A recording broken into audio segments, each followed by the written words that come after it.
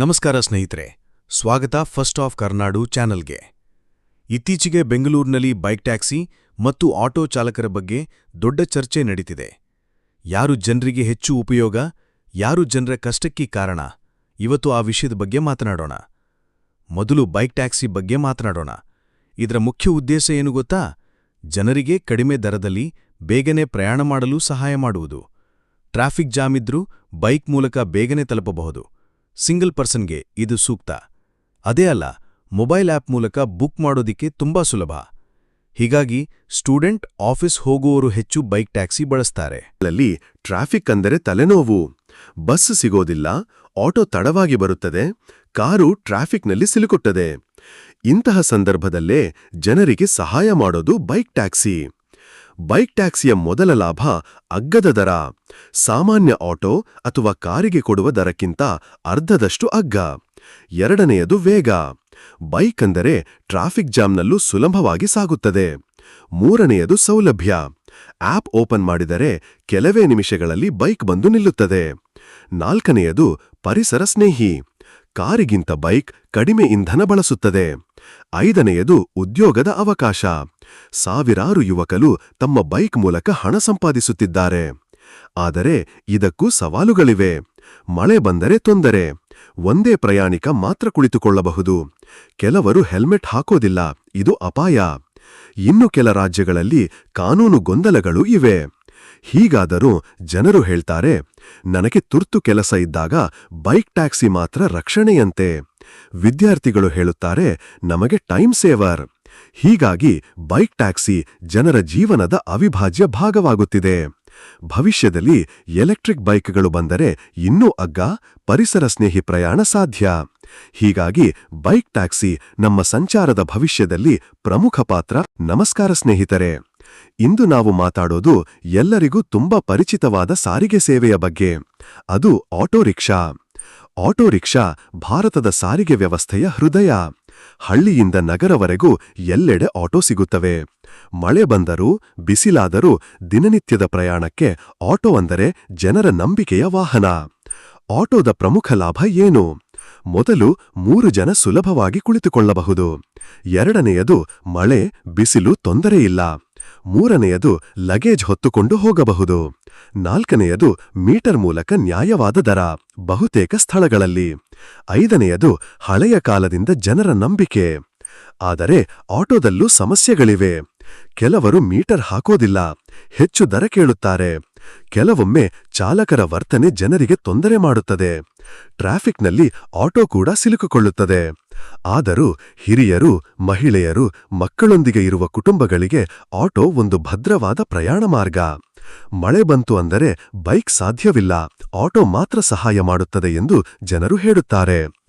ಭವಿಷ್ಯದಲ್ಲಿ ಎಲೆಕ್ಟ್ರಿಕ್ ಆಟೋಗಳ ಕಾಲ ಬರುತ್ತದೆ.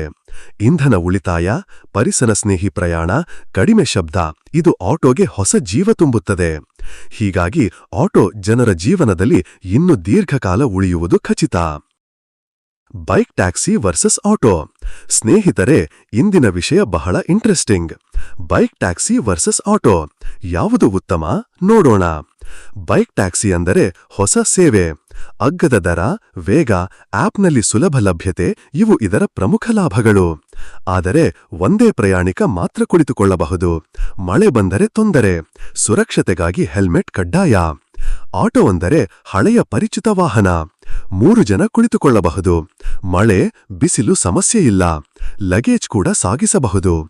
ಆದರೆ ಕೆಲವರು ಮೀಟರ್ ಹಾಕೋದಿಲ್ಲ, ಹೆಚ್ಚು ದರ ಕೇಳುತ್ತಾರೆ, ಟ್ರಾಫಿಕ್ನಲ್ಲಿ ಸಿಲುಕಿಕೊಳ್ಳುತ್ತಾರೆ. ಹೋಲಿಕೆ ಮಾಡಿದರೆ ಸಮಯ ಉಳಿಸೋದು ಬೈಕ್ ಟ್ಯಾಕ್ಸಿ, ಆರಾಮ್ ಕೊಡುವುದು ಆಟೋ. ಅಗ್ಗದ ದರ ಬೈಕ್ ಟ್ಯಾಕ್ಸಿ, ಕುಟುಂಬ ಪ್ರಯಾಣಕ್ಕೆ ಆಟೋ, ಟ್ರಾಫಿಕ್ನಲ್ಲಿ ಸುಲಭವಾಗಿ ಹೋಗೋದು ಬೈಕ್ ಟ್ಯಾಕ್ಸಿ. ಹೀಗಾಗಿ ಸ್ನೇಹಿತರೆ, ಒಂದೇ ಉತ್ತಮ ಅಂತ ಹೇಳೋದಕ್ಕೆ ಆಗೋದಿಲ್ಲ. ಪರಿಸ್ಥಿತಿ ನೋಡಿಕೊಂಡು ಆಯ್ಕೆ ಮಾಡೋದು ಬುದ್ಧಿವಂತಿಕೆ. ವಿದ್ಯಾರ್ಥಿಗಳಿಗೆ ಬೈಕ್ ಟ್ಯಾಕ್ಸಿ, ಹಿರಿಯರಿಗೆ ಆಟೋ ಸೂಕ್ತ, ಕೆಲಸ ಮಾಡುವರಿಗೆ ಎರಡೂ ಉಪಯೋಗಿ. ಭವಿಷ್ಯದಲ್ಲಿ ಎಲೆಕ್ಟ್ರಿಕ್ ಆಟೋ ಮತ್ತು ಎಲೆಕ್ಟ್ರಿಕ್ ಬೈಕ್ ಬಂದರೆ ಎರಡೂ ಜನರ ಜೀವನ ಸುಲಭ ಮಾಡುವುದರಲ್ಲಿ ಪ್ರಮುಖ ಪಾತ್ರ ವಹಿಸಲಿವೆ.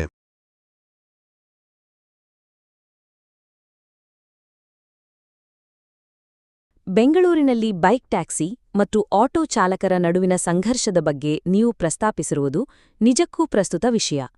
ಈ ಸಮಸ್ಯೆಯು ಬರೀ ಕಾನೂನು ಮತ್ತು ಆರ್ಥಿಕತೆ ವಿಷಯ ಅಲ್ಲ, ಅದು ಪ್ರಯಾಣಿಕರು ಮತ್ತು ಸೇವಾದಾತರ ನಡುವಿನ ಸಂಬಂಧದ ಬಗ್ಗೆಯೂ ಆಗಿದೆ.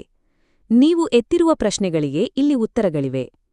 Bike taxi ಕಾನೂನುಬದ್ಧವೇ? ಕರ್ನಾಟಕದಲ್ಲಿ ಬೈಕ್ ಟ್ಯಾಕ್ಸಿಗಳು ಸಂಪೂರ್ಣವಾಗಿ ಕಾನೂನುಬದ್ಧವಾಗಿಲ್ಲ.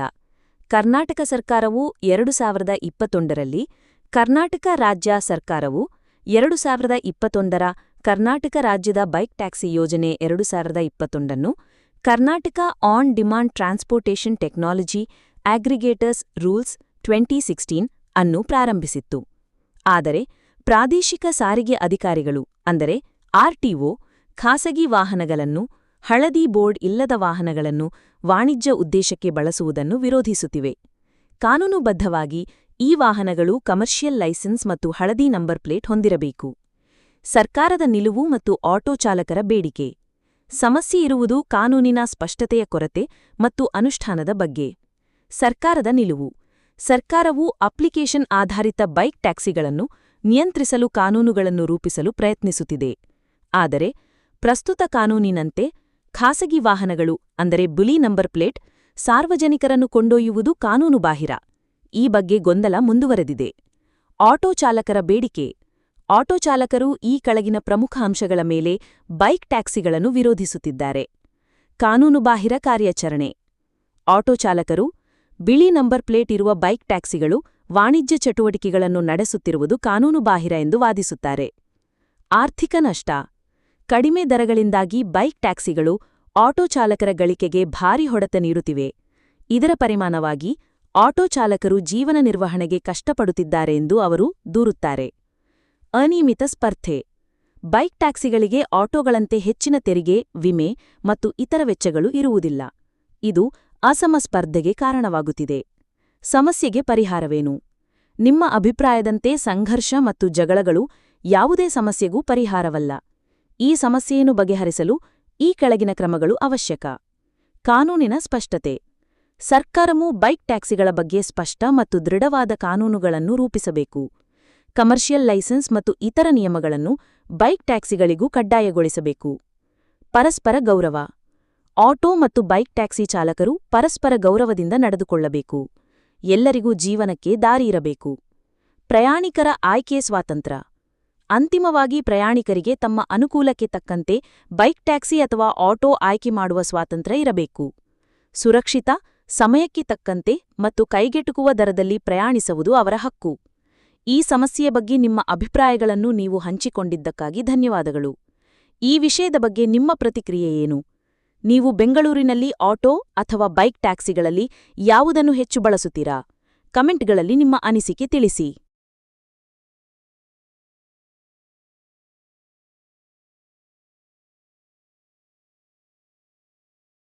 ಜನರಿಗೆ ಬೇಕಾಗಿರುವುದು ಸುರಕ್ಷಿತ, ಕಡಿಮೆ ದರದ, ಸಮಯಕ್ಕೆ ಸರಿಯಾದ ಪ್ರಯಾಣ. ಅದನ್ನು ನೀಡಿದ್ರೆ ಇಬ್ಬರೂ ಜನರ ವಿಶ್ವಾಸ ಗೆಲ್ಲಬಹುದು. ಸ್ನೇಹಿತರೆ, ಹೊಡೆದಾಟ ಬೇಡ, ಶಾಂತಿಯಿಂದ ಬದುಕೋಣ. ಪ್ರಯಾಣಿಕರಿಗೆ ಆಯ್ಕೆ ಸ್ವಾತಂತ್ರ್ಯ ಇರಬೇಕು. ನಿಮ್ಮ ಅಭಿಪ್ರಾಯ ಏನು? ಕಮೆಂಟ್ನಲ್ಲಿ ತಿಳಿಸಿ. ಇದು ಫಸ್ಟ್ ಆಫ್ ಕರುನಾಡು ವರದಿ. ಧನ್ಯವಾದಗಳು.